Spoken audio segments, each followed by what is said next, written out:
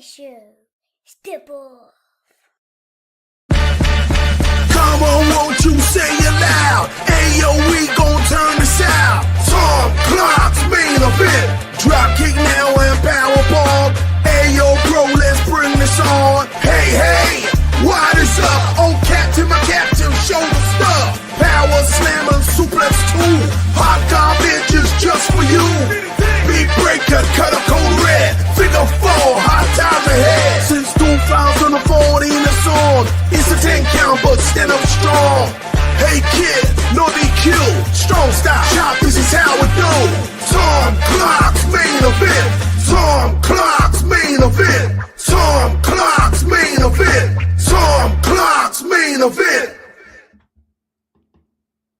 Hey, what's up, kids? Welcome back to the program. Tom Clark back here with you yet again on another Friday. Welcome back to the show, everybody. Glad to see you. This is a special Valentine's Day edition up in here. There's gonna be hearts and stuff and chocolate and flowers that we can't afford and cards that don't say nothing but a bunch of drivel. And it's just gonna be a bunch of hoo-ha nonsense. But women love that stuff, so we're gonna give it to them. We're not really gonna give it to them. But if you're a man, you know the plight. You know the plight of St. Valentine's. St. Valentine is a proper villain, and I have nothing but foul words for him. The amount of money I've spent over the years on women, unbelievable. I don't know where I'm going with this. Flair's line jumped into my head. You know, I've spent more money on spilt liquor than you'll ever make in a lifetime or something. That's great. I can't say that bit, but I've spent quite a bit on the other gender in my time as a man. So anyway. Happy Valentine's Day, kids, day early, and happy Grand Slam weekend. We got lots to talk about here, Dave. Got a special guest on deck that I know you guys know from previous shows and from other podcasts as well, and I can't wait to get to it. But before we get to it, let's say a couple of hellos here. Ray All Day's here. Everybody be sure to check out Ray Sports and Slams live every Monday at 6 p.m. on the Facebook and Boink Studios YouTube. JP, what's going on, my friend? Sugar Shane's in the house. I appreciate you very much. Guys, if you will, please and thank you, smash the like button for me. That means loads to me, and we'll get everything started. Get this party started, yeah? Get it started right the first time, okay? And, yeah, I appreciate you guys. You guys are here every week, and I couldn't be more grateful to you. Thanks, as always, everybody, for hanging out with us. Very much. We do appreciate it. Kids, my guest, I was going to say first guest. I only got the one guest. Kids, you know him from the Untitled Wrestling Podcast. You also know him from Bear Mode, a podcast review of the Bear, which is returning. Season 2, kids. Wednesday, February 18th, the Season 2 preview drops on the Boink Studios YouTube. You don't want to miss it. It's also on all the podcast platforms. Be sure you check us out. Ladies and gentlemen, please welcome my guest today. Broadcasting from the core of the sun, it's Big Tasty. What's up, Taste? How are you? Yo, what's up, man? Thanks for having me. You polled a panel of experts and wizened men to come on this show, but they were all not available, so you've ended up with me. Oh, come on now. No. You're always the first choice here. You know that. Thanks for hanging out, man. I appreciate you. We've got some cool wrestling stuff to talk about. Before we get too involved here today, what's your Valentine's Day plans, man? Are you going out for dinner, doing the whole nine, or what? I'm glad you asked. I'm going to drop a bit of UK lore on yourself and your fine listeners. So we have, I don't know how aware you are of the UK sort of supermarket industry. You're a supermarket man, Tom. You've worked in a grocery store, I do believe. Mm-hmm. I have. So we have a particularly upmarket one here called Marks and Spencer. Never heard of it. Interesting. It's very posh, and they do a special deal for Valentine's Day for £25, which I think is now used to be about $50, which is now about $35. Like 30, maybe. yeah. If we're lucky. So you get like a starter, a main course, a side dish, a dessert, and some drinks, all for £25. So you have to cook it in your own house, but it's all. So we got like 2 steaks, some potatoes, a starter, some little chocolate desserts, and some little cans of gin and tonic for like £25. Interesting. We had that in the chain that I worked in, except we didn't have a beverage with it. It was 2 steaks, 2 twice baked potatoes, 2 lobster tails, and 2 dessert brownies. Oh, nice. Yeah. So if you watch or listen to the Bear Mode, please do. You'll know that I've worked in hospitality a long, long time. So I refuse to go out on Valentine's Day because I know exactly what happens to the prices. We made the mistake several years ago of trying to go out on Valentine's Day, not early. And we were told it was a 2.5 hour wait. And Yeah. I didn't give her a hard time. It's Valentine's Day. I'm the dumb one, not the girl working there. You didn't book it. You just rocked up. We just walked up. And I just kind of laughed and I said, that's ridiculous, right? She's like, oh, of course it's ridiculous. I'm like, well, yes, it is. Yes. They're like, you're the one here, moron. I'm like, yeah, you got me. Right. The thing is, Tom, you can just leave that situation right away. She's got to be there all night dealing with that. So, 100%. Yeah. We actually went out and did our thing last night. And where did we go last night? My God. I do not recall where we went last night. Isn't that crazy? It was just last night. It was good though. But yeah, we went to one of those Japanese hibachi places that cook at the table.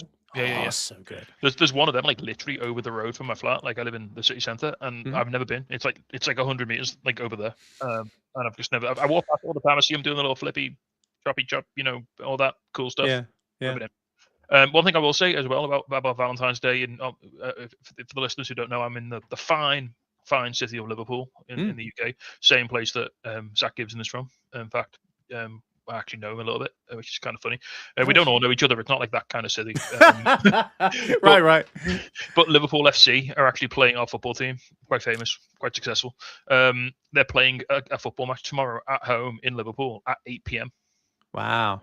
So there's going to be a lot of arguments tomorrow about why maybe people aren't going out for dinner. Well, on top of that, I assume your city gets very crowded when a game comes to town, right? Like when they play at home. Yeah, it's a Liverpool tourism. Nightlife is based predominantly on two things nowadays, which is football and stag and hen parties. Bachelorette for your American. Yeah. I thought you were going to say the Korean pastime of karaoke. I went to Ted Lasso in my head. So, but yeah, we have a lot of them. So it's a lot of football tourism. A lot of people come over for the match. Especially like this is a cup game, so it's not as in demand as like the regular. Oh, you really can't see my eyebrows because these lights. I do have them. They're right here. Yeah. If anyone wonders why it's so bright in here, it's because I put this week's Dynamite on before, and the light from the TV, it just emanated a radiant glow that's enveloped. But we'll talk about that in a little bit. Well, I swear to God, his shirt's black, but to me it looks purple right now. That's how bright he is. So yeah. See, Saucy Mama's here. I appreciate you hanging out. Josh has shown up. Too many H's in that sentence. And see, we've also got saying hello today, brother BKL. Hey. There we go. All right, kids. We're going to lead off, and it's going to be the main thrust we're going to talk about here today. We teased it at the opening, folks. AEW Grand Slam Australia is happening tomorrow night, and looks to be a great show. Tasty, and we've only got 5 matches, but they're 5 really good matches, like solid matches. It's a pay-per-view card. It is, for sure. Absolutely. Before we kick off on this card, I know that we typically all have pretty positive thoughts about AEW. So not that at any given time we're all raging about it. I think I've complained maybe more than anybody I podcast with. Not that I dislike the company, but I question things that don't make sense to me, and it is what it is. What's your thoughts going into this card right now? I mean, as on the company as a whole, are they on an uptick? Are they about the same? Are they surging? What's your personal view on this? It's interesting, and I have to be very careful with my words here, as my girlfriend, who's sat just over there, she'll probably give me she is the biggest MJF fan. She loves him. And I think AEW is in a pretty good place right now. I think it always comes out of the new year doing pretty well off the back of the C2. I think that's in terms of an in-ring, from an in-ring perspective. I think it's always handily placed into the new year, which is it kind of needs to be, because we have other companies that we will not name heading into their sort of main season. That we've just had the second Saudi Arabia Royal Rumble after the greatest Royal Rumble, obviously. We remember that. And so it's interesting that I think this is always a time where Revolution always feels like a big deal. And I think that they're setting up for something. I think people might be a little disappointed because a lot of people think people are going to get in their head that someone might be arriving at Revolution. Interesting. But I'm not sure that's as done a deal as some people seem to think it is. So what do you think? What do you think the buzz is on that? Who do you think? I think AJ. I think people think AJ. I think people think Ospreay is coming back and AJ is going to debut. That's what people think. It's interesting they're running these promos of Ospreay, these vignettes, and not announcing when he's coming back. They just said, it's going to be soon. But they're showing him more and more, it seems like. And you're right about AJ, that he's not, I got thoughts on that. I can save it till later on the whole AJ thing. I think I shared them last week on the show. But, I mean, you think it's a done deal, perhaps? You think AJ is going to be I there? don't think it's a done deal. I don't think WWE would have treated him the way they did after his final match if it was a certain thing that he was going straight to AEW. They were selling his merch. They had like "Thank You AJ" merch. They had like, I think they'll do everything they can to keep him in the company in some capacity, whether it's as a backstage head, whether it's as an occasional legend. I don't think this AJ's only there if he wants to wrestle, if he wants to do a cope and wrestle like a sort of semi full-time schedule. But what? Surely he could like WWE when pushing him out the door, like he could have done that there if he wanted. Yeah. Well, I'll go ahead and give you my take. Again, I think I said this last week. In my head, okay, I don't think the whole glove strap thing happens in the ring as a setup to him going to AEW. Because by doing that, they hung up a banner saying he's going to AEW. And I know that's not what that company wanted. So, like, in my head, why would the company replay the glove strapping moment? Why would they comment on it? Why would they put it on their socials? Why would they talk about it if they know he's going? Now, if he goes and he just didn't tell them, that'll be a different story. But you see what I'm saying? Like, it kind of feels like they set the table. Well, guys, he's going to go to the other company now. Y'all turn the channel tomorrow. And I'm like, that company would never do that, ever. You know what I mean? I mean, they did this with John Cena to TNA like 15 years ago. That's very true. That's very true. Yeah. And there were literally people believing that he was going to show up at TNA when TNA were running like 500 people shows. Right. Right. I was watching it. I'm not dissing on it. I was watching that stuff, but I was one of those I wasn't one of those 500 people, but I was one of the like 800,000 people watching it live on TV. Yeah. Yeah. I mean, we'll see how it all plays out. Real quick before we get to the card, Sugar Shane's got to go quick. Could AJ be? You talking about the masked guy that's taking out the what are they calling Heyman's group? Is that who you're talking about? I mean, I guess. I mean, it's not that guy. It's obviously not him. AJ's way more stacked than whoever that dude is. They've gotten that mask and everything. I don't know. All right. Well, I want to throw that out and kind of get your take on it, but let's go ahead and get to the show. Orange Cassidy and Tony Storm versus the Death Riders, Wheeler Utah and Marina Shafir. And it's, the loser, it's like must shave their head, hair versus hair. Old school Jim Crockett 1980s hair versus hair. Old school Memphis hair versus hair. Specifically, it's the loser of the four. So it's whoever is pinned or submitted. That's right. You're right. I got to be honest with you, man. For me, I kind of feel like there's no steam here. And I'll tell you why. Orange doesn't care because that's his gimmick, and that's fine. You could say loser gets set on fire, be like, all right, whatever. He doesn't care. And Tony cuts that promo Wednesday going, if they shave my head, I'll be the most beautiful, vicious. I'm like, well, you just told me you didn't care. So why do I, as a fan, I'll watch it and I'll enjoy it because they're all entertaining. But why do I care about who loses? Because they've made it clear they don't care if they. I think Jeffrey's got it. Money bang on the money. They made this match. Orange made this match because he in kayfabe he hates Wheeler Utah's hair. He wants him to shave it off. Sure. Yeah. It's a shame. The crazy thing about this match is I think out of all the four people, I think I spoke to you about this last week, Tom. Out of all four people in this match, the only person I think would object to having their head shaved on a personal level is Orange Cassidy. Yeah. Yeah. I think Marino is just crazy and would do it. Utah, he'll do it. He needs some character development. I think this would be a good thing for him. Yeah. And I would love it if Tony got her hair shaved. If she was up for it, she'd be up for it because she's mad. And then just came out in increasingly elaborate wigs every week and wrestled with a different hairstyle. I'd be fine with that. Because didn't say anything about it. Just had a brand new head of hair. Absolutely. I'm here for that. Yeah. It would be great. It's a shame for Wheeler because his hair is fantastic. I would kill to have had silky hair, silky smoot, Oh, right? Like, it is velvety. His hair. right? As a follically challenged man, Tom, I will mourn it when it goes. Yeah. Yeah. Yeah, we'll see what happens. Kids, whatever predictions you got, throw them in the chat, man. I'm curious to see what everybody here has to say, what they think about it. I mean, it was interesting that they did the spot on this week's Dynamite with they caught a bit of Mina's hair. Or sorry, Mina Shirakawa. They dragged hair out afterwards. I really liked that as well. That had a real because so to your point then, Tom. So Tony cuts this promo. Says you can shave my hair. It doesn't matter. I'll just be bald and beautiful. Yeah. And then so they bring out Mina and go, okay, well we'll just cut her hair off then. And Tony went absolutely nuts. Yeah. That's how you get to Tony, because Tony's bulletproof. She's crazy. She doesn't care. Very true. But you hurt the people she loves, and that's what they did. Yeah. Now she's got even more. She got even more of a reason to take them out. So I guess that makes sense. By the way, what do you think about the Orange and Tony combination to begin with? Because I've heard and seen some weird reactions to this. Like she's not as big as she once was. It's not doing anything for him. It's doing more for him than it's doing for her.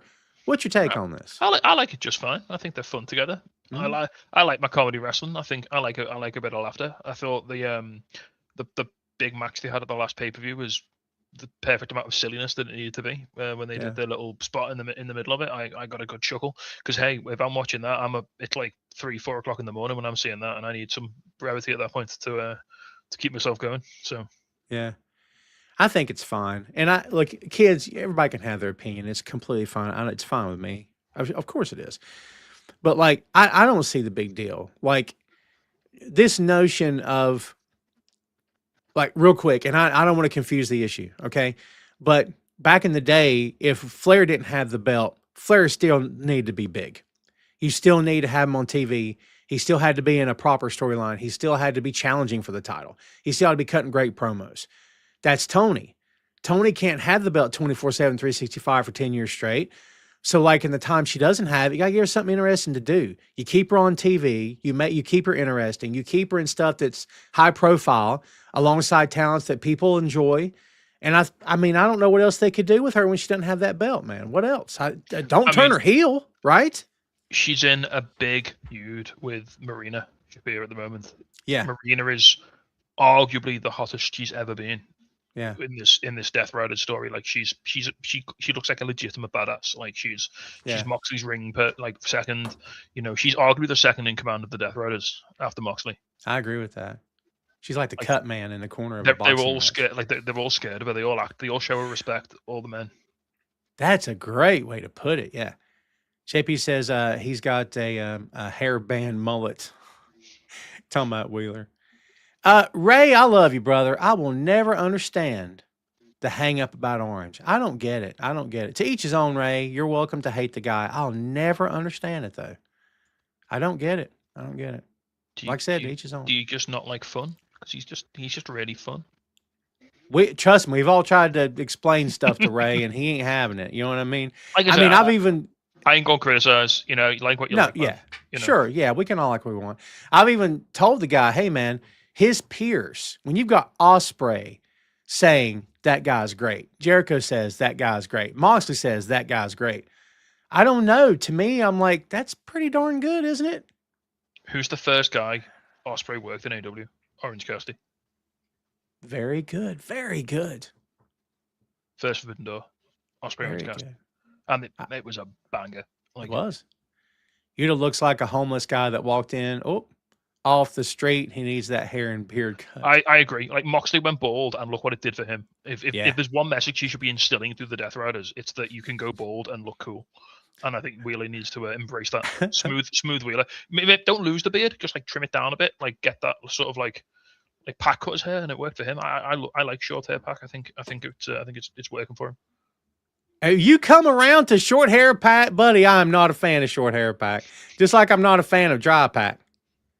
Dry Pac. No, dry Pac's not on. Dry Pac's not it. But no, the long hair was a little attitude-y for me. It was a little too throwbacky. Yeah, I hear you. So there's my other half kids I was talking about earlier about Valentine's Day. So there you go. Oh, hey. Hello. Yeah. Well, I don't. I look. I don't. I don't know about the wheel is 1,000. I mean, Ray. Again, that's your take. If that's your take, that's your take. I don't know what to tell you. Tacey, I'm gonna give you the con for a second. I got to go let my kid back in the house. He's apparently locked himself out. All right, okay, it's my show. Excellent. It's your show. Take it, and I will be right back. Fantastic. Well, hello everybody. Yeah, we're going to talk about silly wrestling for a bit. Does anybody? How's everyone feeling about comedy wrestling? Do we like a bit of comedy in our wrestling? Does it have to be super serious all the time? How are we how are we feeling about that? How are we all doing on that? I know when AEW first started, there was this whole idea that it was a variety show. We were going to have some serious wrestling, some strong style, some more New Japan inspired stuff, some sports presentation. But we're also going to have some silly stuff. That's why you got your Orange Cassidy's, you had your best friends. I'll put my cards on the table. I was watching Chikara back in the early 2010s. That's when I came back into wrestling. I got my Eddie Kingston fix. I got my Orange Cassidy back when he was Fire Ant. I got my Chuck Taylor. That was my sort of, as I was getting into before I was getting into I was watching that and I was watching Ring of Honor at the same time. So I was getting both those pillars of comedy and sort of serious hardcore wrestling. So just to give you an idea, when I'm sort of pushing for Orange Cassidy, pushing for the Outrunners, pushing for Chuck Taylor, pushing for Mystery Wrestling. If anyone watches Mystery Wrestling, give us a shout in the chat if you like your Mystery Wrestling. If you've not seen Mystery Wrestling, I think we've been trying to get me and Jay been trying to get Tom on the old Mystery Wrestling train. So I'm just filibustering about comedy wrestling. Absolutely. Yeah, so I was saying me and Jay been trying to get you on the Mystery Wrestling train for a couple of months now. I'm in. I can't say I watch it all the time, but I've seen the falls count somewhere. I can't say it without laughing. It's the funniest thing I think I've ever heard said in my life. So we went to a show in Cardiff last month, and they did a falls count somewhere match. It was Oscar Mayer, the hot dog, Franklin Meyer, the hot dog vendor, sorry, versus the Sasquatch. The Sasquatch even. And so they brawled all through the crowd trying to find where the fall was, and it was on there was a suspicious cloth on the bar which wasn't there the day before, and so they pulled the cloth off the bar and there was a big X in tape on the bar, and that was the spot, and it was right next to where we were sitting. So me and Jay are right on the broadcast. Yeah. We also saw a match which had the most inventive amount of low blows I've ever seen in my entire life. One guy one of the Psycho Mike was sat down in one of the corners, in the Bronco Buster position, and the other guy ran to the opposite turnbuckle, hit a BME, and then across the ring just to hit him in the nuts. Oh, it's so fun. I mean, after that match, we all stood up and the camera zoomed in on me giving it a standing ovation. I mean, dude, if you're going to do comedy, just freaking do comedy. Don't do borderline. Just go. You know what I mean? Just full send it. You've got to commit. You've just got to commit. Yeah, just do it. But then in the main event, you had Stu Grayson just killing a man.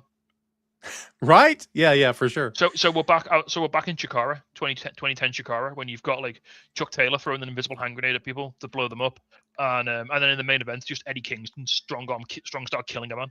You know?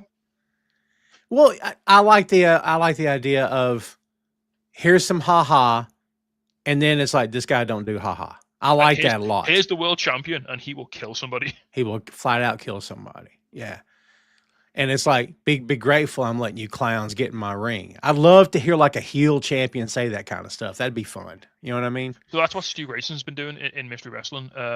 It's because he's I hate what Uno's doing here. Obviously they're old friends, and it's I'm here to stop all of this nonsense and have proper wrestling. Very good. Yeah, he's got a group who just go out and batter people when it's getting too silly for him.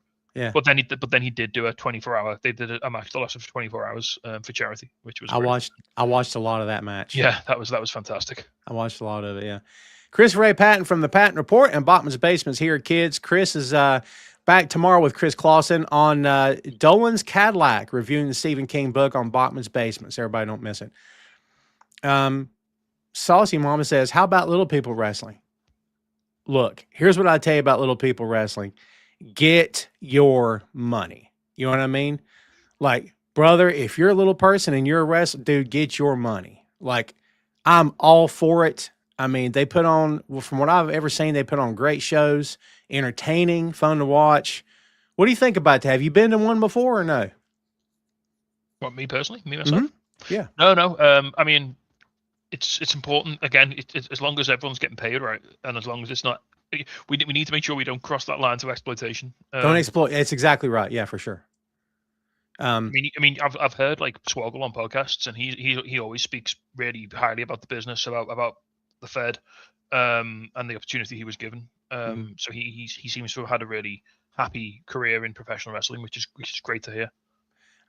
When I was in the business locally here, we had talked about in two different companies that I was working with behind the scenes. We were talking about because we could get a hold of some local guys. Because what would happen is if you wanted to, you had to book, like one guy would travel with the other and they'd work each other. They'd be friends or whatever. And then if you want to book a tag team, basically the guys would maybe know each other. But from what I was told, it's like you won't be able to afford them because they get high dollar. And I'm like, I respected that immensely. So. Yeah, and there's a fine line, isn't it? Like, so how do you feel about, for example, the WLC match that was the infamous WLC match from many years ago? Part of me says, well, are they getting laughed at? Are they getting mocked? Are they getting ridiculed? And I'm like, well, it's that company, yeah. But another part of me is like, these guys are getting a payday, and like you said, if it's a good payday, that makes the difference. How are they treated outside of the ring? Are they being respected? Are they being treated like professionals? I think all these things matter. But when you have little people in your company and none of them are treated like professionals on camera, that's a problem. Do you know what I mean? Yeah, I think the sort of the crutch is: are you allowing them to showcase themselves, or are you just pointing at them and going, "Look at them, they're different"? That's it exactly. Yeah.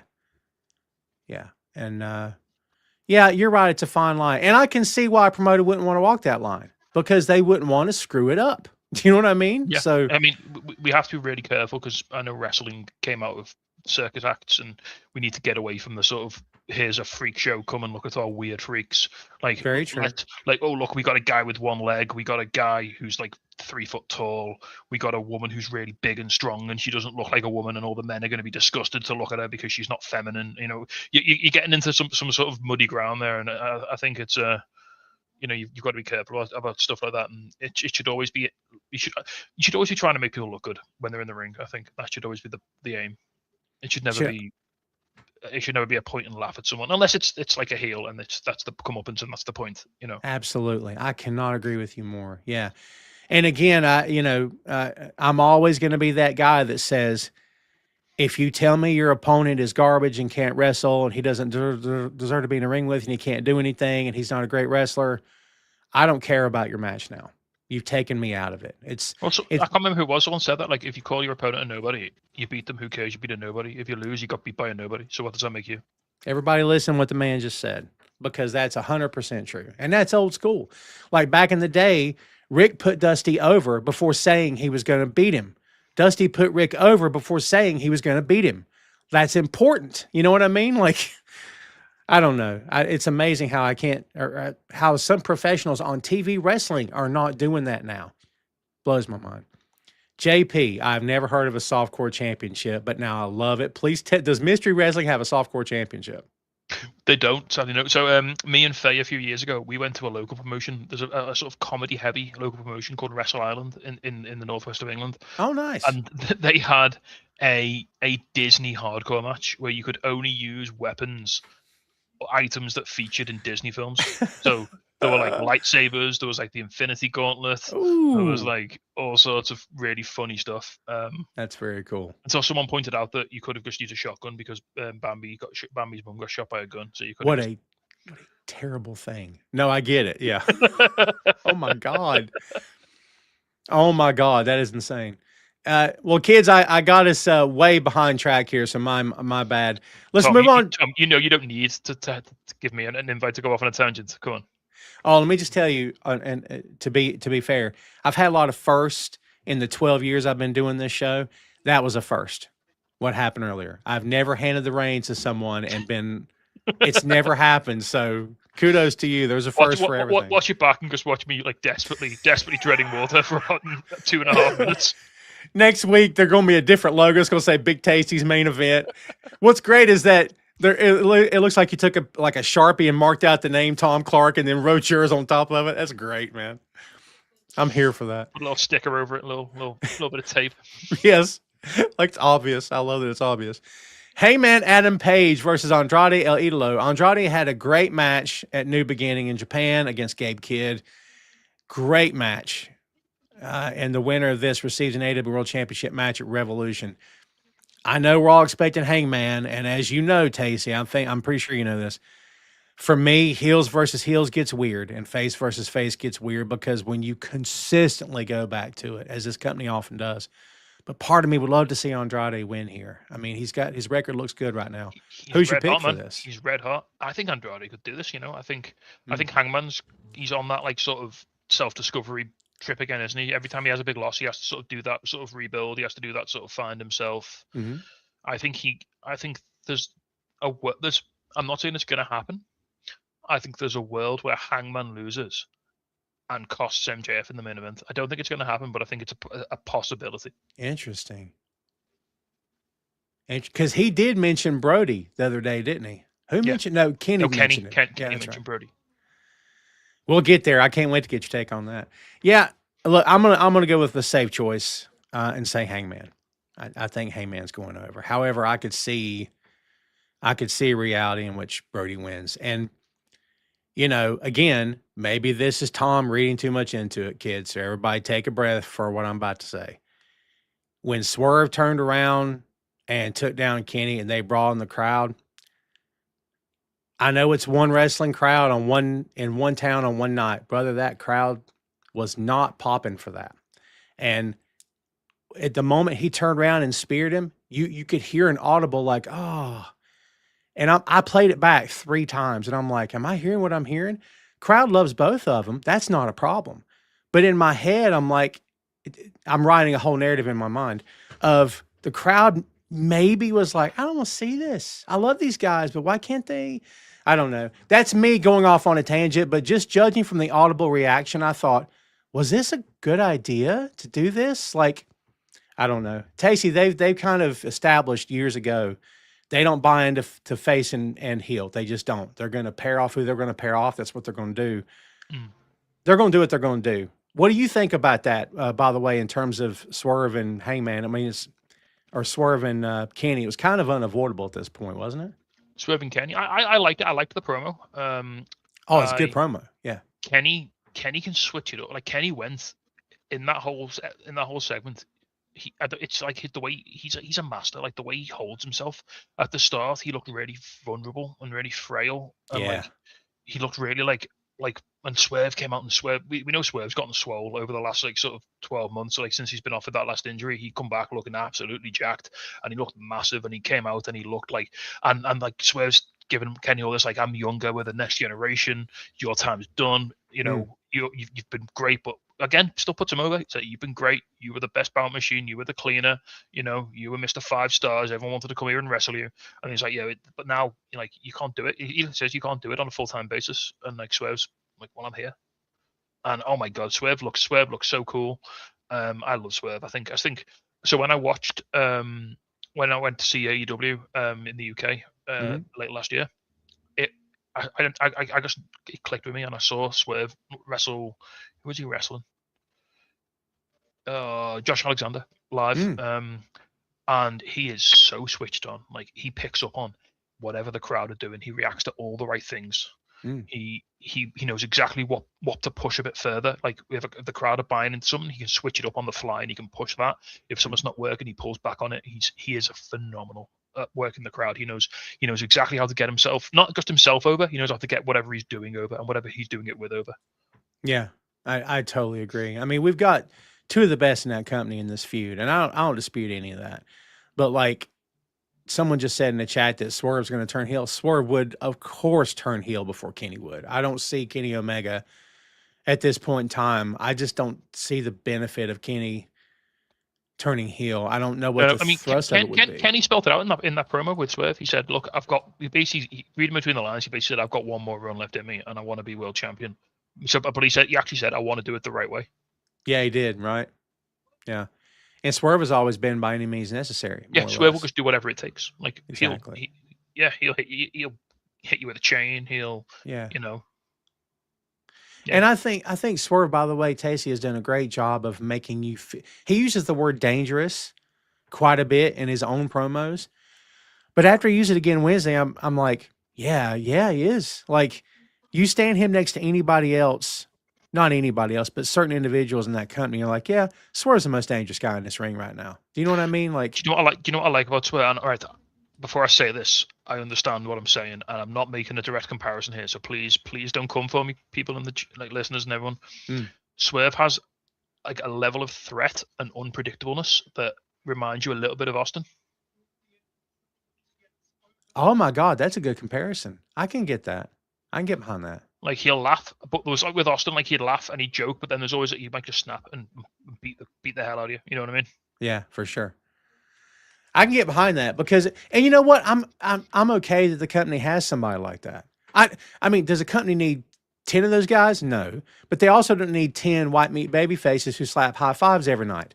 Like, there should be a balance. Do you know what I mean? Like, I'm with that, man. I don't know if I would have made that comparison, but even if this Swerve Kenny feud is a little bit face versus face, it's two very different types. It's the Kenny is now the white meat babyface. He's taking pictures with the fans at ringside. You know, he's coming out and everyone, like, he's signing the autographs and everything.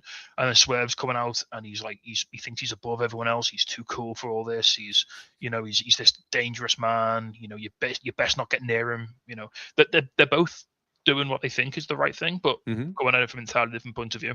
Entirely different points of view. Yeah, for sure. I love how every time Mox comes out through the crowd, dudes are like, putting their hand out. Every time when he was face using Wild Thing, when he turned heel, bled buckets, put guys' faces through the pavement, killed dudes. When he came out, people try. I'm like, I kudos to the crowd for never giving up. But dude, quit trying to get Jon Moxley to slap a high five for you, man. What are we doing? I know. Thing I love about Moxley though, even when he's heel, he's still, so that bottle of water that he takes to the ring, he still autographs that every time before he comes out, and he throws. But when he throws it into the crowd, it's got an autograph on. I don't know if I knew that, but that's a great call, man. I love that actually. Speaking of Moxley, segue, AEW Continental Championship match versus Takeshita. What do you think about this one? Yeah, I mean, I'm really excited for this. I love Takeshita. He's one of my boys. He's one of my favorite guys. Mm-hmm. This is. I don't know how this is going to go because it feels like we're just getting started with the whole Death Riders Don Callis family program. Mm. Now, does it escalate because Takeshita takes the belt off Moxley, or does it escalate because he couldn't? And I think there might be I think we could be looking at a medium to long term situation where Takeshita might no longer be in the Don Callis family. Mm. Oh, could this be the catalyst for that? I don't know. Could be. He's certainly the heel time like frame on Takeshita is closing. He's too good a wrestler and too naturally a nice person to be a heel forever. Mm. Like, the crowd are going to turn him babyface just by loving him. Yeah. Ray says Mox loses and Death Riders. I gotta be honest with you. I am rescinding my prediction that Death Riders are going to turn on Mox, and maybe now they'll do it. I think they pulled that back from the brink. I think if they were going to, it was at the end of the Continental Classic. Yeah, I think that was the Batista thumbs down moment if it was ever going to happen. Yeah. And they just didn't pull the trigger.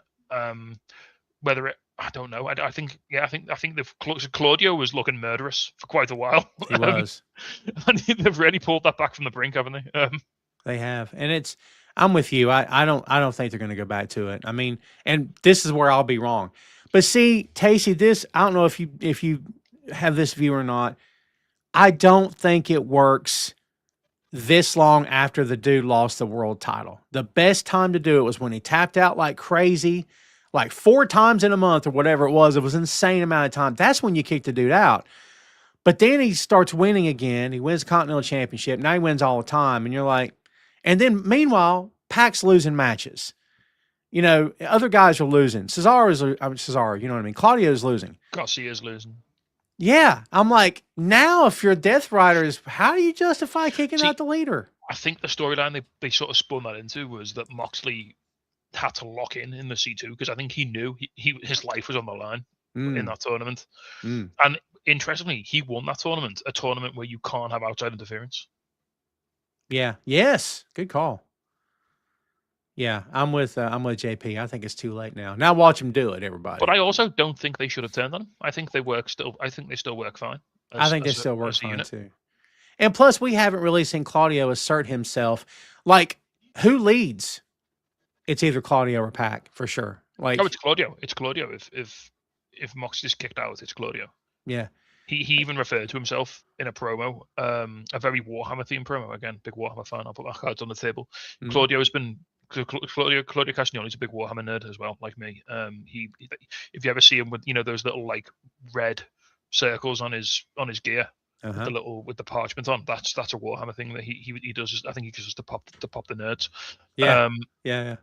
But he actually referred to himself in a promo. I remember this because it's a Warhammer thing. I see it into my brain about a year ago as the first captain of the Death Riders.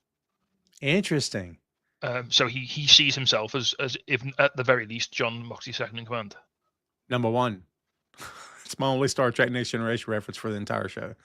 And in Chikara, he had his own like sort of maybe questionably inspired group called Bundeschaft des Kreuzes, Brotherhood of the Cross. They were very German and very militaristic, and I'll leave the comparisons there. Yeah, I was going to say, let's stop right there. Yeah. Chris, I could not disagree with you more, man. Talking about the Death Riders or blah, and then turning on Moxley would have been interesting, but I just think we're past it now. I won't argue that as a core group, there's not moments where I'm like, it's the same act every week. I feel like, I don't mean new members, but I feel like, I don't know. There are moments when it seems like, yeah, they're still the top heel faction, but Don Callis family has like 12 dudes in it. At what point do they take over? And maybe that's what this feud is about, them establishing dominance. Maybe that's what we're doing. But I think this is maybe turning them a little bit face, this feud with Don Callis family. It feels like it. Moxley kind of did turn face in the C2. Like, yeah. So predictions, Mox or Takeshita, did you say? I'll say Mox for now. I think he's too new with that belt to drop it just yet. And I feel sorry for Takeshita because it feels like he always just comes along at the wrong time to win a title. Right. But he's fantastic, and this will be an amazing match. Moxley is, Moxley's in a rare like run of form. Like he's having fantastic matches. He was red hot coming out of this C2. Takeshita is, for my money, Takeshita is one of the 3 best wrestlers in the world. I agree with that. You got him, Ospreay, and who? Another man on this card, which we'll talk about in a little minute. All right. That works for me. So the ladies are up next, and there's one women's match on this card, and I'm not too happy about that. Tag team match, AEW Women's World Tag Team Championship. Babes There's 4 women in it. 4 women.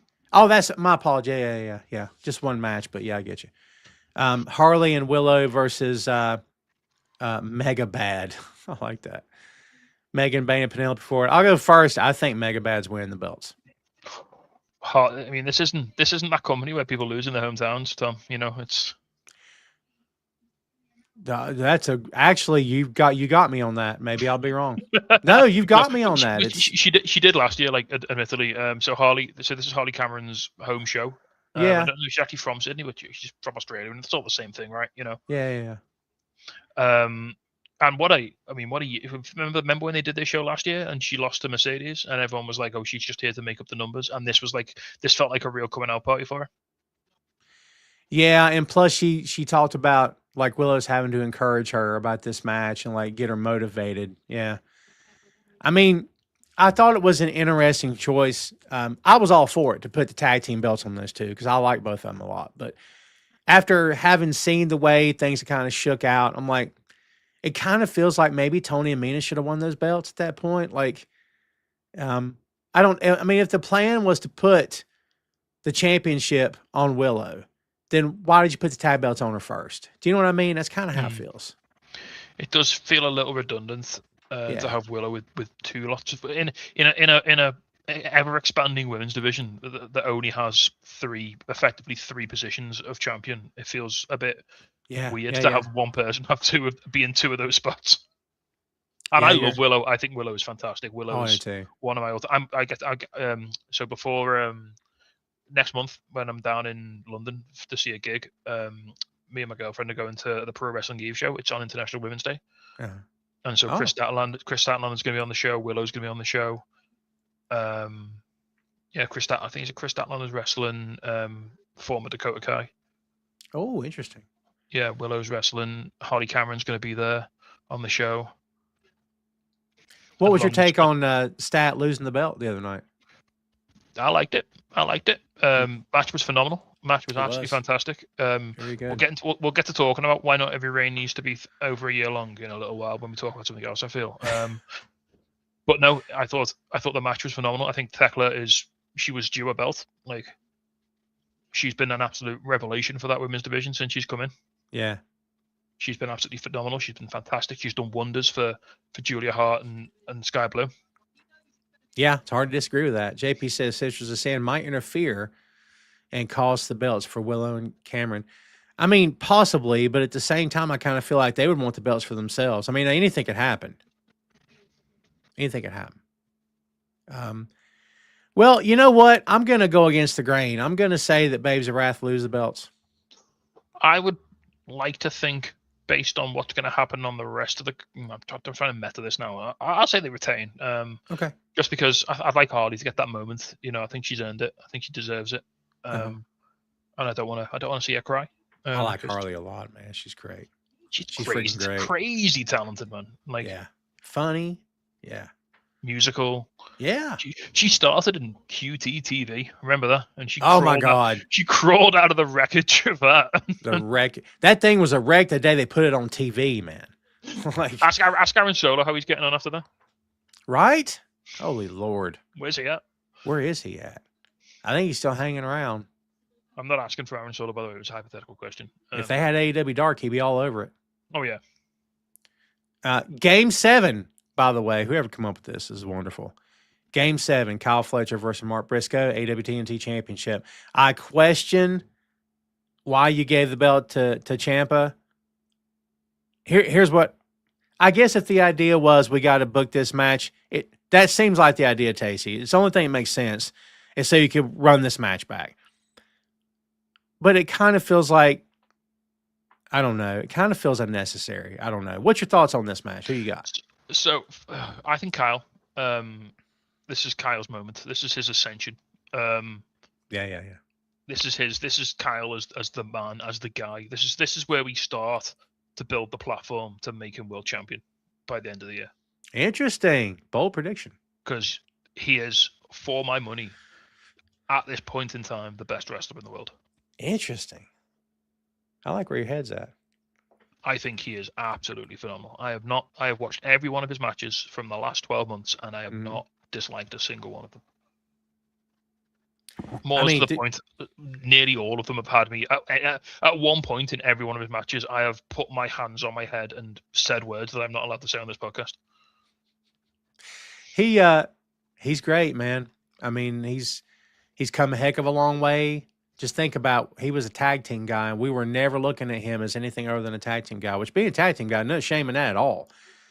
But, yeah, it's amazing how far he's come, dude. No doubt about it. Are you ready for a bold shout here? Let's do it. If Will Ospreay didn't get hurt last year, I think him and Kyle would have both been world champions by now. Interesting. Because I think the logical... and Jay's been banging this drum for like a year, so fair play to Jay. I think the logical progression is Will Ospreay becomes world champion and loses to Kyle Fletcher. Interesting. Because that would be Kyle's way of saying I beat you twice, right? Like and Will's his mentor. Will was his his guy who helped him when he was younger and when he first moved to Japan and stuff like that. Yeah. There's no unfortunate about it, Jeffrey. Kyle, the proto star Kyle Fletcher, say his full name. Hate his music. There you go. Ray, I forgive you for all your Orange Cassidy indiscretions. You are my man. Me and you united in our love for Kyle Fletcher. Yeah, terrible music. I don't know. I mean, I So love the yeah, guy. so can we talk a bit about the Ciampa thing then? Yeah.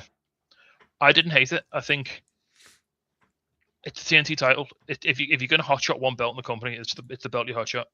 Mm. It's the TV belt. If everybody holds it for 6 months, then nothing special. Mm. All right, was it a short reign? Yeah. What's it do for Ciampa though? He comes straight in, he wins the belt, he has a massive moment, instantly puts him bang in the card. Exactly where he is. Exactly where he's supposed to be. He is your mid card anchor for the rest of the year.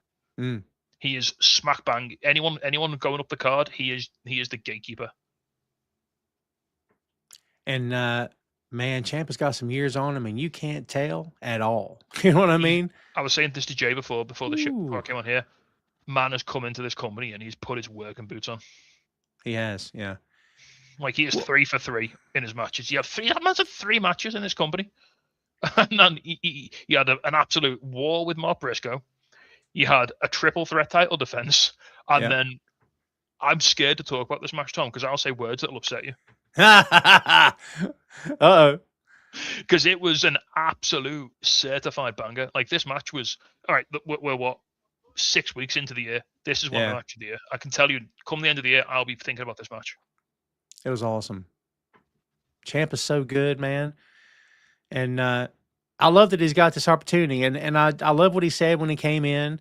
He made the comparison of, you wanted to be in, what did he say, Ring of Honor in the early 2000s, ECW in the 90s or whatever it was, and you want to be in AEW now. Like, I like where your head's at. Boy, I like that a lot. So, yeah. And as someone who was watching Ring of Honor in the early 2010s, 2010, 2012, I love this TNT title scene that's got Ciampa, Briscoe, Roddy, all these like old Ring of Honor guys and all these sharks circling around Kyle Fletcher. And I love that. I love that so much. JP, I don't know if I compare it to the 24/7 title. That thing is not a title. That thing is an absolute gimmick. The word gimmick has never been more appropriate than with that 24/7 title. Yeah. That's me talking. I mean, and I like some comedy. I think it's nice to have a belt that doesn't need to be as sort of protected as the main titles. Because I know, and maybe it does hurt my argument. I know we've just had a sort of a quick period of booking around the men's world title, and we've just had a men's and women's champion with short title reigns, shortish. I mean, 150, 170 days. I don't think you can call that. I think pre-Roman Reigns, you don't consider that a short title reign, but now when the landscape's been twisted, and I think, and I do think that's broken a lot of people. I'm not saying anyone's dumb or wrong or anything, but I think that's warped a lot of people's views of what a title reign should be. You're saying the words fine line earlier. I think there's a fine line you got to walk on title reigns, like too short and it feels like, what was the point of this? And too long and it gets stagnant. Like you have to be a special person for it to not get stagnant, because eventually it will get stagnant. And usually through no fault of the champions at all. It's just people see the same thing over and over and over again. It becomes, all right, is this guy ever going to lose this belt? And then it becomes, the fun is the 2.5 counts, the near falls. And then it becomes, the crowd gets into it. And that's fun until everyone starts going, all right, is he ever going to lose the belt? And then it becomes, people start complaining. Do you know what I mean? Can I just again, I'm not trying to come at you or anything, we could very. Sure. Can I just, one thing that kind of gets my goat a little bit, and I'm not having a go and just saying you've done it here. People say, oh, I don't like short title reigns, or that reign was too short, or that was pointless, or that was a waste. Mick Foley, would you prefer that he never won the world title? Of course not. But he had short reigns. Yeah. Were they pointless? Were they a waste of time? No, but define short. A week, 2 weeks? I mean, he had it for like 2 days once, or something like that. Something like that? Wow. My brain's not working to go back that far. When he won it at SummerSlam, he had it for like a week. SummerSlam 99. First pay-per-view I ever watched. I mean, I think there's you think Ciampa's upset that he only got to be champion for 12 days? Or do you think he was absolutely not. To be champion? No chance. No. I mean, fans tend to care more about this stuff, I would believe, than sometimes the workers do, if I had to guess. You know what I mean? Depending on the case. I think it goes a case-by-case scenario, in my opinion. Like, I mean, I don't watch UFC because I think it's a bit boring for my taste. I prefer my silly wrestling. The Same. fans get upset when a guy loses in his first title defense. It's not the same thing because they know we think UFC's real, but you know what I mean? Like, I think that's the difference because we know that one dude with a pen or a laptop made the decision versus this guy just couldn't hang. He got beat, legitimately got beat. Like, I think that's the difference. And then, like, Okay, you know, so go ahead. okay, as another example. I apologize. This might be a bit silly. The first time you watch Star Wars, the original 3 Star Wars movies, the original trilogy, the proper ones, the good ones, the great ones, the ones we all love. Yes. When you watch the start of Empire Strikes Back, were you thinking, but they only just blew up the Death Star? That was pointless because the Empire's winning again now. I can't say that. But in Jedi, I did have the thought, they did another one, but didn't they blow up the one from 2 movies? All right, I still love it. Let's watch it. I did have that thought, if I'm being honest. Like, but that's me talking. It's still a classic movie. You know what I think it is? I think a lot of it is that other company has and we've seen how the other company books people, how they will get their entire fan base, whether it's Danielson or whoever, and they'll get you just frothing at the mouth to see the guy and then take it away from him. And you're like, after a half dozen times of that, you're like, all right, now I see you're just messing with me. You're jerking me around. Like you're thumbing your nose at me. Like the crowd says, we want this. And they go, you can't have it. And it's like, you do that multiple numbers of times, you're going to start burning people. Not that people still watch it. People still watch that company like nothing ever happened. And they could do anything. They're doing anything. And people still love it. Okay. But like, you get what I'm saying? I'm not in my head, title reigns encompass that as well, because we've seen how that company will do things that, to your point, maybe the talents weren't bothered, but then they leave that company. We find out, yeah, they were bothered. They gave an interview. Oh, that did bother them. Do you know what I mean? Like, I think it's a case by case thing, in my opinion. I mean, the Foley thing is really good. If I'm being honest, that's a really good call, and that's where it gets tough. I love Foley, man. I do. Like, and he deserved to be world champion. But if that's, hey, not everyone gets to be world champion, man. Not everyone gets to be our champion. So you're right. You know, would you rather have it for a day or never have it at all? You're right. Yeah. See, it's a double-edged sword. If they're your choices, you know.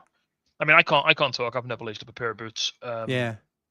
I don't know what it's like to be in the business. I don't know what the mindset is. I think it's very different now than it was 25, 30 years ago. Oh, I would say that's totally true. Yeah. I think it's a lot less cutthroat now. I think if what's going to be fun, I think when you listen to like guys like Kenny Omega, like Kenny, because Kenny probably could have been champion for 4 or 5 times more than he has been, but I think Kenny's chosen not to be. JP says, what about when McIntyre won the belt? 5 minutes after he lost the belt? 5 minutes after. As we said, case by case. So to go back to my example, then I think there's a difference between the Empire being on top again at the start of Empire and the Empire turning up at the end of New Hope when they're handing out the medals with the Superstar Destroyers and blowing the planet up. Right. Yeah. Right before Chewbacca does the roar, boom, blows the. You know, I think you've got to you have got to let it breathe a bit. Like, so to give an example, this will mean nothing to anybody, so you'll have to indulge me. I stopped watching our local indie promotion here, because they did a program. Drilla Maloney was our champion. He dropped the belt to Leon Slater in an incredible match. Immediately after that, like literally 5 minutes after Leon Slater won the belt, and I love Leon Slater. I think he's got all the talent in the world. He's going to be a huge star. Immediately after that, literally 5 minutes after he won, he was still celebrating in the ring. A heel came out and cashed in a briefcase to beat him. Okay, fair. It happens. Yeah, it's a thing. It's a heel tactic. That's fair enough. Yeah, I can take it. That heel then had the title for about I think it was over a year. Wow. Yep, defended it like proper, like getting disqualified, cheating, low blows, interference, all of that, all the whole gamut, the whole classic, which is fine. You know, it works. It's fine. It works. They lost the title at Effie's Big Gay Brunch. Okay. Was it Effie Big Gay? No, it might not have been. But they lost to an LGBT wrestler who was fantastic. He had a really great like underdog story. Came up, challenged him. called Shea Monet, fantastic wrestler, beat him. Same show, as soon as he won the title, another heel came out, cashed in a briefcase, and beat that guy. Wow. And I was I was out the door, man. I was completely done. Interesting. And he is still the champion, and that was 18 months ago. Wow. Dude, that is insane. And he wins by interference. In the last, I saw it because the shows are on Triller now. As we put the show on to watch it, because it's on Triller Plus, and we pay for it. And he won by getting disqualified for interference in the main event. In the main event. I mean, see, that's whereas that bothered you and you walked off, other people are still watching. Other people loved it or didn't love it, but they're compelled to watch. That's why it's so tough to sit here and say, this is my hill to die on, that's your hill to die on, that's her hill to die on. Yeah, but why? Like, at least let if a guy wins the belt, at least let him still be holding it when the lights come up. You know what I mean? Yeah. I mean, what I was going to say about the Drew thing, this in my mind, case by case, Drew's entire character, that added to that character. Like, I'm not saying let's do this kind of thing all the time, but hasn't Drew's character for the past, since COVID 2020 been, they don't respect me. I get robbed, I get screwed over, blah, blah, blah. To me, that plays into it. Like that just, I don't know. If I'm Drew, maybe I'm okay with that. Maybe I'm not. But maybe Drew's like, wait, that's character work. It keeps me on TV and keeps getting me promos and I can rage on people and be evil and vicious. I'll take it. I don't know. You know what I mean? Like, maybe it did. I have no idea. Be interesting to know. We got one match, kids, left. MJF versus Brody King. AEW World Championship. I hear people picking Brody, man. What do you think about this? The most dangerous, I mean. Mm-hmm. Yeah, there you go. Yeah, I see it. The most dangerous man in AEW. The Ice Killer. Yes, absolutely. Hey, I see what you did there. I was reading the comment. Is he gonna lose because Warner Brothers are scared of Trump? Who knows? No, I don't know. Not at all. No. Better not. Who you picking? Nah, I think MJF's got this. Like, I mean, I think there's like a 5% chance they'll just do something crazy and put it on Brody. He got that shock win. If he wins, it'll be because of some sort of Hangman or Swerve based. But I feel like there's more to tell with this MJF storyline. Like, I mean, they're trying to push an agenda. They're trying to push a story out there, like a sort of narrative that MJF he's doing what he always does. He gets to the top and he gets what he wants, and then he reverts to form and he starts making enemies and everyone hates him, and so he runs out of rope. Right. And he finds himself in this Shark Tank, and he's got Samoa Joe, Swerve, Hangman, Kenny, Brody, all looping around for him, all looking for him, and he's got no friends because he peed off the Hurt Syndicate, he peed off Wardlow, he got rid of the Pinnacle, everyone he's ever like trusted, or everyone who's like, the one time he did trust someone was the Adam Cole thing, and that's what I think broke him as a person, like on a personal level. Yeah, I agree with that. So now I think he's just this broken, trust issues, got to do it all by himself. I think it's fascinating. I think that Adam Cole storyline. All right, it kind of spun, well, for unfortunate circumstances, it kind of spun its way off its axis. But it actually made a very good point about MJF and his character. Like, he did try. Well, this is the one time he tried, and he tried to do the right thing, and it blew up in his face. Yeah, because it worked, man. That thing was so over. Oh my God. Remember how much fun that was, them cutting those promos together and stuff and going places, going to the video arcade place and everything? Man, it was great. So do you ever see that meme where it's like girls with a time machine and it's a woman talking to another woman, it's like, I'm your granddaughter. No. And then it's like boys with a time machine and it's like something stupid. And it's boys with a time machine and it's like, Adam, please don't jump off that ramp. That's great. It screwed everything up. I mean, it screwed everything up to the point that, yeah. And you know what? You can make the case of it, had that not happened, would we be in where we are now, where it looks like Adam may never work again? I don't know. Did one thing lead to another? I don't know. You know what I mean? Like, I feel so bad about Adam Cole. I mean, I know we got some Adam Cole fans in here, and I'm one of them. I love him. He's a super sweetheart. He's a lovely guy. I love listening to his. If you need more Adam Cole in your life, he does a video game podcast with Evil Uno every week. AEW Games. It's fantastic. He's such a pure, beautiful person, and he deserves to be happy and just peaceful and have a nice life. And I hope he does. I really do, man. I can't think about like I cried when he came out at that show and talked about like possibly never being able to wrestle again. Like I wept. Like I mean, you hear like the way Tony talks about him, boy, it really sounds like he's done. Like Tony, and you know, maybe they're all working us. Maybe the doctor has said you need to get to such and such level, and then you'll be good. For all we know, that's been said, but I don't know. There's part of me that says, yeah. Like when you've had guys like Danielson and Cope come back from the brink, the door's never truly closed, is it? Like no. But my God, the crack gets smaller and smaller, doesn't it? Like, you know. Yeah. Yeah, you're right about that. This is I sent this to Phil Lindsay the other night. Shout out Phil Lindsay. It's a very grainy, terrible screenshot.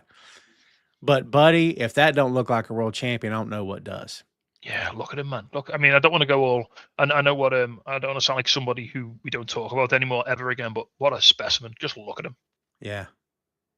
I mean, I'm watching the show, and like I've got 3 screens, so I'm working here, and I'm looking in my vertical, and then I'm like, wait a minute, and it hit me like literally hit me just, and I went back and like the 20-second rewind and paused it, and I'm like, God, dude, he's a world champion. Like, oh my God, like it just.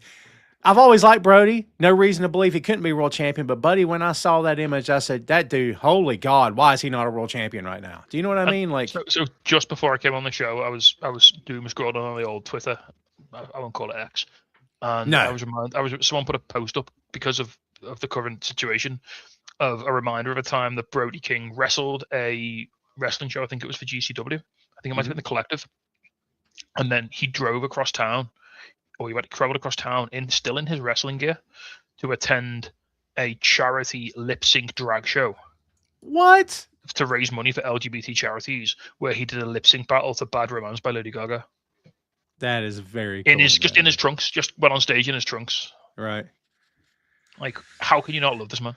Brody's great, man. When he was something I'd never seen the guy until Ring of Honor Villain Enterprises. Of course, that was the first time I saw him, and I'm like, well, who's that big freaking monster back there? Oh my good God. Like, you know, you can't miss him. By the way, what a great little faction. Somebody else we're not going to speak about, but what a great faction that was, man. Good God, it was a great faction. But yeah, he's come a heck of a long way, has Brody. And you know what? I hate to be like the image guy, but like, and I don't think you have to be massive to be a pro wrestler these days. I think, you know, you can get over a lot of different ways. Sure. But if you're a casual fan, you're flicking the channels and you see that man in the ring moving the way he moves, you're keeping that channel where it is. Yeah. Because you want to see what that guy can do. Kids, we balance here on the Main Event, as do a lot of other podcasters out there who don't scream and yell and have weird takes and say dumb stuff. But like Tacey, I'm sure you balance all the time yourself. Like, I'm very aware that Orange is great, and I think Orange should be world champion. I'll be honest with you. I think Darby should get that belt. However, when you think about people outside of our bubble and outside of our world, everyday people walking around, when they see a picture of Brody King or a picture, they're going to say, well, that guy's a pro wrestler. Do you know what I mean? And I know that's not fair because, like you said, you can look like anybody now. It's a different era, and I'm glad it's a different era, right? We never need to go back to the steroid era again. And a lot of that's, I think, what propagated the idea in people's minds that a pro wrestler has to be big and a hoss and ripped and whatever. But I think the business, to some degree, in my opinion, struggles maybe to get new fans because not only is it very niche, but also people tune in expecting a certain look and they get it. There's 2 guys on the card that look like that, and then everybody else is. And again, that's not me crapping on anybody, Tasty. I mean, I'm here for the long haul. I'm going to watch forever. They've got me. They've always got me. But I can also step aside sometimes and understand why people choose to not give this stuff a chance as well. But at the same time, I mean, I'm not the examples you gave. I could see a world in which a casual viewer sees Orange Cassidy and goes, "What's this guy's deal? I need to see more of this."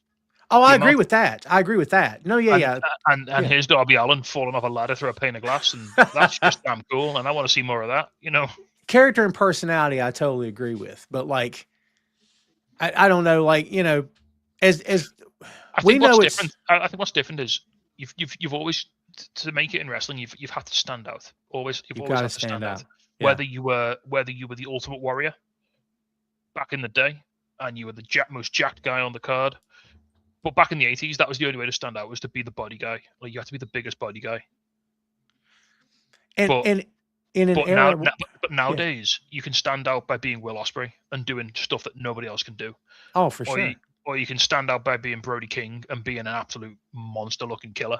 Yeah. Or you can stand out by being MJF and being like the best talker. Yeah. Or you can stand out by being Hangman and being the most relatable character. And I think, again, like, we understand the deal, but I think to the outside world at large, they just think about big, ripped, chiseled. That's why John always, for lack of a better term, prototype. That was John. You're like, that guy looks like a pro wrestler. Like, I saw a side-by-side years ago of The Rock in the gym and EC3 at Disneyland wearing mouse ears and holding cotton candy or something. And I put it up on my Facebook and I said, which one looks like a pro wrestler to you? And somebody commented and said, why can't it be both? And I'm like, it can be both, but I don't think you get my point. Like, I agree, it can be both, but I don't know. See, I don't want to get too hung up on it, but I can kind of understand where people won't give something a chance. And plus the whole it's fake nonsense that we've heard about for years. Like, we know it's choreographed. We're well aware of how things work. But when you see a guy this big destroying somebody 3 times his size, if that kind of thing keeps happening, I think you take people out of the moment. Do you know what I mean? And I think there's ways that you can work a match where it still looks good. And I've seen plenty of matches that look great. But I've also seen my fair share of like, yeah, he shouldn't have sold that move. Do you know what I mean? Like, it's, I don't know. To me, that's why I love guys like Orange Cassidy, because Orange wrestles like you'd expect a guy Orange's size to wrestle. He sells. Yeah, for sure. Yeah. And he doesn't knock out massive guys. He rolls them up. Yeah. He wins with his speed, and he wins. Like, what was I watching? What match was I watching? Was it off Dynamite? Oh, what was it? No, it was off Collision. Was it? It was Speedball versus Joe. Oh, yeah. And for the first 5-6 minutes of the match, Joe couldn't lay a punch on Speedball. He was too quick. And he was everywhere. And he didn't have enough to knock Joe out. He didn't have enough to keep him down, but he was slipping around him. He was getting around. He was frustrating him. And then as soon as the ops got involved and they pinned him down, Joe killed him. Yeah, of course. Yeah. Because it's I don't Joe, want to say of course, but yeah. Because it's like trying to hit a fly with a sledgehammer. You only got to hit him once, Yeah. See, that in my head is how you book a match with a killer versus a guy who's very good. And Speedball don't weigh 140 pounds. He's got some meat to him, and it's Game of Thrones. It's the Mountain versus the Viper. It's right. Yeah. It's death by 1,000 cuts versus if he catches you, he's going to crush your head. Exactly. Yeah. And again, we've seen everybody always goes to Ray versus Big Show, which that's always one of the big comparisons. Like, I mean, again, not to get too hung up on it, but I think there's a way you can deliver matches and it looks good. And, again, we're all in on it. We're all in on the gag. The curtain was peeled back years ago for all of us. We all know how the stuff works. So I think when things happen that take you out of the moment, like I'm sure you've seen your fair share of wrestling matches where suddenly you're like, okay, like a match is wonderful until one thing happens and you're like, and then you try to I'll push past it. And sometimes I can, but other times I'm like, yeah, that one thing killed me. You know what I mean? But they're only human, and you do what the booker tells you. And it's like, the booker tells you you're going to do this, that's what you're going to do that night. So a And lot if of the two that, guys in the ring want to try something, then let the two guys in the ring try something, yeah, trust them to try it, right? All right, Trust it might them not- till you can't. No one bats 1,000, man, in any walk of life. That's true. Yeah. Like, everyone takes swings and don't connect sometimes, you've just got to try. How do you know what works? Because you know what doesn't work. Yeah. Was it Punk and Morrison back in the day? I think, and Punk was talking about, we stunted the place up. We knew it during the whole match. We knew it was bad. We knew it wasn't working. We were trying everything we could, and we just could not get on the same page. It happens. You know what I mean? Well, look, there's your card, kids. Grand Slam Australia. Any surprises you calling for tomorrow night? I know we talked about the possibility, AJ. Anything you want to throw out there that? Nah, I can't see any big debuts. I mean, watch what happen now, but no, I can't. It's there's no way you're getting people into Australia with keeping it hush hush. I think it's crazy. They're doing this one show and then a house show, and then they're back in America for Dynamite next week. See, I kept doing notes for the show. I kept thinking, well, shouldn't it have started Wednesday, and it's Wednesday and then tomorrow and then but no, it's just one night. That is kind of wild. They're there for a weekend. Yeah, it's so that they are doing a house show on the Sunday, or like another show. But yeah, they're not even doing a Collision and a Dynamite. That's very odd, isn't it? Yeah, which they did. They did that when we saw them in Manchester. They taped Dynamite and Collision on the same day in the UK. What's up, Jay? Jay, you were there for Punk versus. I didn't know that. Is Might he have been that messing one. with me?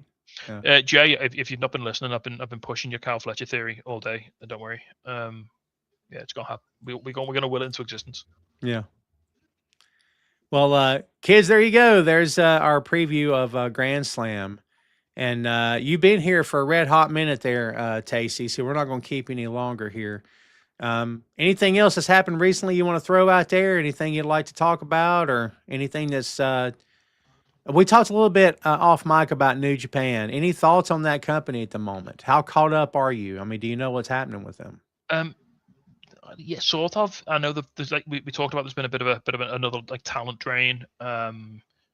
It's Evil's gone. Mm-hmm. Takahashi's gone.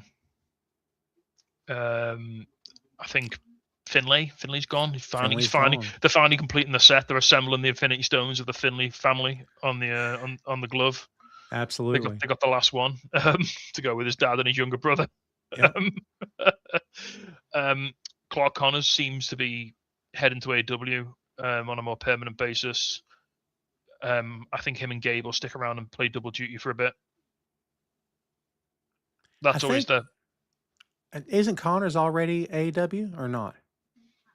It's expected that he's going to sign, but and this is why I don't understand. So going to AEW doesn't mean they don't work New Japan anymore. So I don't know why people could consider that to be a bad thing. They just get paid more, which surely is a good thing. It's a very good thing. Yeah. Yeah. Like, it's would you rather Ricardo went to NXT and just worked there for the next 5 years, or would you rather he come back and do Tanahashi's retirement match because Tony Khan lets people work wherever they want? Yeah, no kidding. I'd much rather have this situation for sure. Yeah. I'll keep this quick. Ray's just posted a monster question there, which we'll get to, I imagine, in a second. But yeah, Driller Maloney signed a new deal, apparently, which is great. Love to see Driller doing well in Japan. He is super over. The crowd love him. Absolutely made up for him. Jay, next time Jay's on, ask Jay about when he nearly saw Driller Maloney kill a man outside Liverpool nightclub. He's got a real good story about that, but I'll let Jay tell it because he tells it well. A good story, yeah. And Joe had to stop it from happening. Oh wow, that's a better story. Yeah. Wait a minute, Joe was the level-headed one in the crowd. Yeah, Joe was calming it down. So it went a bit too far. That is too funny. No, I made up the Drillers sticking around in Japan. He's having a ball over there. He's taking it to the next level, which is fantastic. Clark Connors. I mean, he was over in AEW this week. I'm guessing it was to see his partner win the Women's World Championship, which was nice. Jay, I have no memory of this story. You have to tell me again. I have no memory of the story. Tell it on main event, Jay. You coward. Next time you're on, tell it when it's being recorded. I was gonna say, yeah, it won't be do it justice in text. Put it on tape. All right, let's see what we got here. Ray says DMX or Nas. DMX all day. I'm never going to vote against DMX. Part 2, Pete Rock and CL Smooth or not. Always Pete Rock and CL Smooth. And if Adam Cole invited you to attend the opening of the Adam Cole Valentine's Day, let's see, Valentine's Day store, you get a Valentine's Day present for your wife, flowers, candy, or maybe a scented candle. God. What would you get? Let's say flowers. If y'all was told you can invite a friend, yeah. Yes, I would. Later want to get steak, fries, cup of coffee, and a slice of. Yes, absolutely. Oh yeah. So I'd maybe go Nas. I'm an Illmatic guy, man. Illmatic is a banger. Mm. And Adam Cole. So basically, I've got Adam Cole's giving me shopping spree in the store. I can pick any one item to take home to my lovely partner. Oh, I mean, she does love a scented candle, but I'd go classic, man. You can't go wrong with the candy. You know what I mean? Mm. I love Valentine's chocolates. Can't go wrong with the chocolates, can you? Never. And yeah, you, Ray, if I'm ever back in the States and I'm in your neck of the woods, I'll hook you up. We'll go get some steaks. I'll pay my treat. There you go. Yeah. JP said, I didn't know the Killer Cross won the MLW championship last. That's pretty cool. Yeah, that's cool, man. Man's betting on himself, you know? Yeah. Yeah, that's pretty cool. All right, kids. There you have it. That's what we got. Tacey, I appreciate you coming on. And what you got to plug? Yeah, thanks for having me. I mean, yeah, absolutely. listen to the Untitled Wrestling podcast. We don't record it all the time because we're really busy now. Because we all work real hard. There's 4 of us now, so trying to get us all in the room together is a hell of a time. We're hopefully doing a show next week. We're going to do a little review of Grand Slam. So by the time next time you hear my voice, if you're following on that, Brody King might be world champion. Who knows? Hey. And I'll be sleeping on the couch because my girlfriend will be upset that MJF lost. Yeah, and don't forget, kids, about Bear Mode, a podcast review of the Bear. It's coming back Wednesday, February 18th, season 2. If you ever listen to this show and we're like, I wish there were just like 2 more British people on here at the same time, then yeah, we got the podcast for you. I'm telling you. If you like a Yank and 3 Brits, man, are you in for it? We say things that Tom has no idea what we're talking about. There's moments where I'm like, yeah, let's go ahead. I'll take a break. Let me get some water. I'll take a break. Tacey, thanks as always, man. I appreciate you. No, thanks for having me, man. Anytime. It's a pleasure. Cool. All right, there you go, kids. That was Big Tacey in the house. We appreciate him coming on. As I said before, kids, please remember Bear Mode, a podcast review of the Bear, returns season 2 preview Wednesday, February 18th. Don't forget about Ray Sports and Slams coming to you live this coming Monday at 6 p.m. Eastern. Tom Clark's 6M podcast drops Tuesday, Bear Mode Wednesday, and the Patent Report returns on Thursday. And then Friday, Tom Clark's main event. I'm not done. And then Saturday, Bachman's Basement. And now I need a nap. We're busy at Boink Studios, yo. I don't know what to tell you. We're growing by leaps and bounds over there. We appreciate everybody that is following the channel. All the content's free. We've got content going back 12 years. None of it's behind a paywall. So if you're listening to this show and you never watch the video versions, please do yourself a favor and go over to Boink Studios on YouTube. Give us a follow, like, subscribe, share, all that good stuff. And we appreciate it very much. Kids, that's all we got for you. Everybody have a great weekend. Have a fun Valentine's Day weekend. We hope you didn't screw nothing up. Okay? Don't screw nothing up out there. If you go out there and decide to eat tomorrow, well, good luck to you because it's probably a dumb thing to do. But be careful out there, kids. Enjoy Grand Slam this weekend. Watch you some pro wrestling. Thanks, as always, for hanging out with us. We do very much appreciate you. And we will see you a week from today, barring any unforeseen circumstance here on Tom Clark's Main Event. That's all we got for you. We'll see you next time, kids.